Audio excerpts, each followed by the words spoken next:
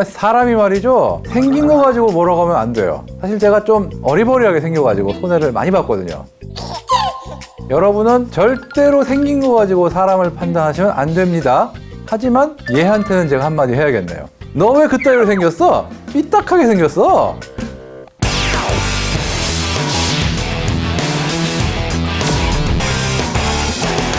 오늘은 야심차게 만들었다가 쪽박을 찬 무기 세 번째 시간 준비했습니다. 이번에 뭘 소개해볼까 굉장히 고민했는데요. 벌초하러 갔다가 낯을 보고 이것을 떠올리고 와야 말았습니다. 기억자. 총신을 구부려 놓아서 어떻게 보면 낫처럼 생긴 희한한 무기죠. 바로 곡사총입니다.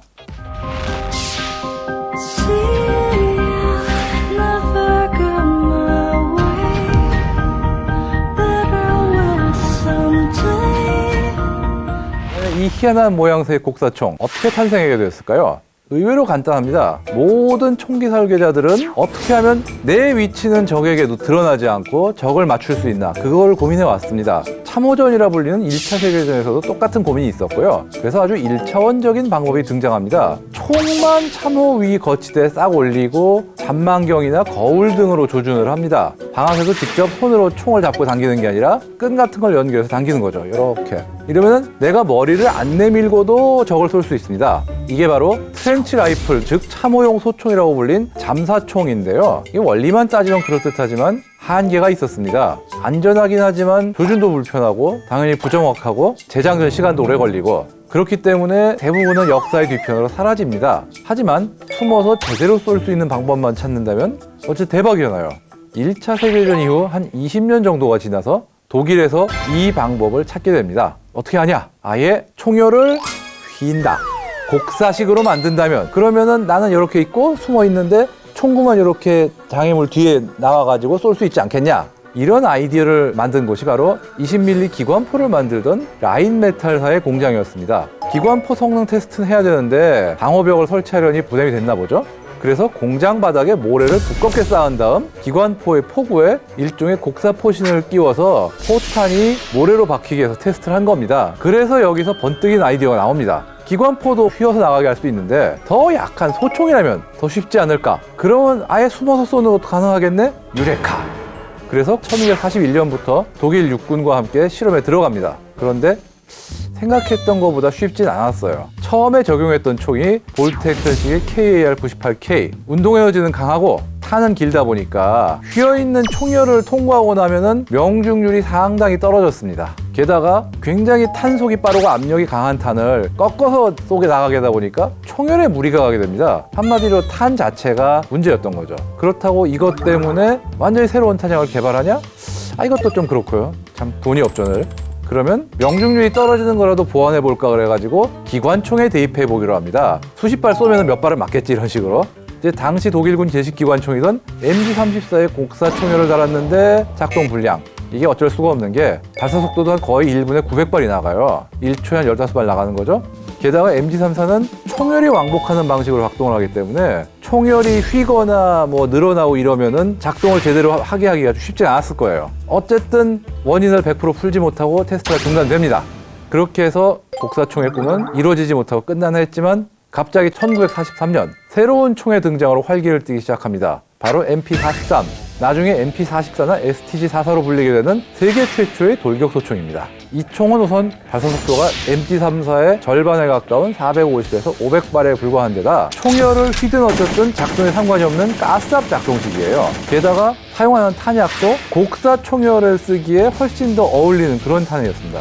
이게 그동안 쓰던 7.92mm 마우저탄보다 더 짧고 약한 7.92mm K탄이라는 걸 썼는데 탄속도 느리고 탄자가 짧다 보니까 휘어있는 총열을 쏴도 좀 부담이 덜 했던 거죠.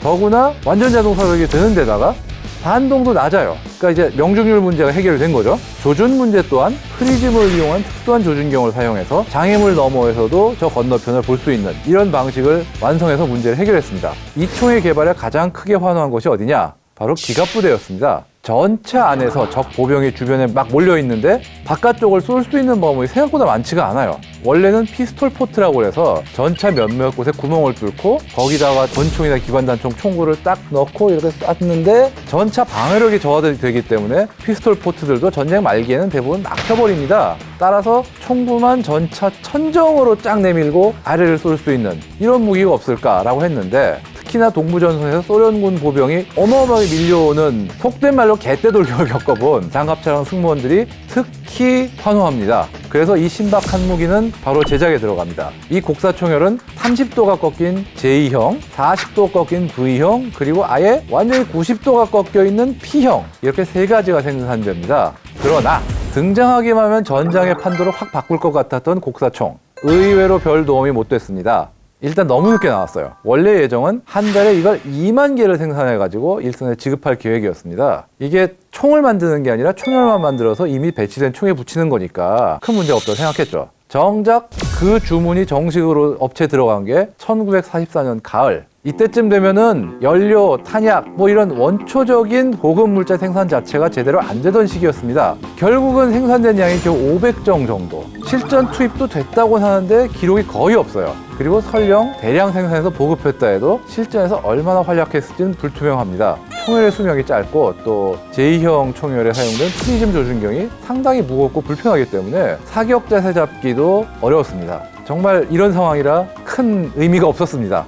하지만 독일이 뭔가를 만들면은 나중에 거기에 많은 나라들이 낚여서 파닥파닥 합니다. 이 곡사총에도 몇몇 나라들이 낚였습니다. 워낙 튀는 모양새 덕분에 시제품이나 연구 자료들이 금방 눈에 띄었고 독일 패전 이후에 소련과 미국이 각각 연구에 들어갑니다. 미국은 탄자 길이가 더 짧고 뭉툭하면서 탄속도 낮은 원총탄을 쏘는 M3A1 그리스건을 이용합니다. 총열 자체를 곡사형으로 제작해서 원래 총열을 바꿔버렸습니다. 이건 그리스건이 총열을 아주 쉽게 바꿀 수 있기 때문에 가능했던 건데요. 기술적으로 충분히 가능하지만 실용성이 없다는 결론을 내려버리고 시제품은 박물관에 진열되고 맙니다. 미국의 연구를 따라서 일본에서도 2차 대전 이후에 곡사총을 실험해 봤으나 별 차이가 없었죠. 이게 흔히 얘기하는 말로 찍어 먹어봐야 은간지 된장인지 알 수 있다라는 말 있잖아요. 딱 이 경우예요. 소련은 어땠을까요? 당시 소련은 돌격소총으로 AK-47을 2차 세계대전 직후에 채택을 했죠. 이게 독일의 SPG-44와 사용 탄약의 특성이나 발사 속도 등이 비슷해요. 그래서 독일의 데이터를 응용하기가 좋았죠. 실제로 1960년에 AK를 이용한 곡사총열 장착용 시제품이 나왔는데 이것도 실용성이 떨어지는 판단에서 폐지가 됩니다. 어쨌든 이렇게 독일도 망하고 낚인 나라들도 망하고 미래에 이렇게 유튜브 하나 만들 거리를 남겨주고 역사 지평으로 사라졌습니다. 어쨌든 고맙네요. 1차 대전 이후에 이제 이게 아이디어가 나왔다가 그렇죠. 2차 대전 가까이 돼가지고 이제 독일이 이 방법을 다시 꺼내 들었다. 그렇죠. 다시 꺼내 들었다라는 것은 1차 대전의 전운 같은 것들이 어느 정도 작용을 했었을까요? 그것도 있을 거고 소련군하고 싸우면서 독일군이 소련군의 보병 돌격에 굉장히 많이 당했어요. 사실 전차나 장갑차도 갑자기 보병들이 주변에 막 몇백 명, 몇천 명씩 몰려들면은 아주 골치 아프거든요. 그러다 보니까 차 밖으로 몸을 안 내밀고도 저걸 쫓아낼 수 있는 방법. 뭐 결국은 발상은 1차 대전 때하고 똑같은 거죠. 총알이 나가긴 나갔다는 소리네요. 나가더라고요. 총알 자체는 확실히 나갔어요. 올해 미국의 어떤 유튜버가 비슷한 실험을 했어요. PVC 파이프를 가지고 여러 가지 각도로 휘어서 꼬고 그런 다음에 권총을 한쪽 끝에서 쏘면은 이게 파이프 따라서 반대로 가냐 했더니 되더라고요.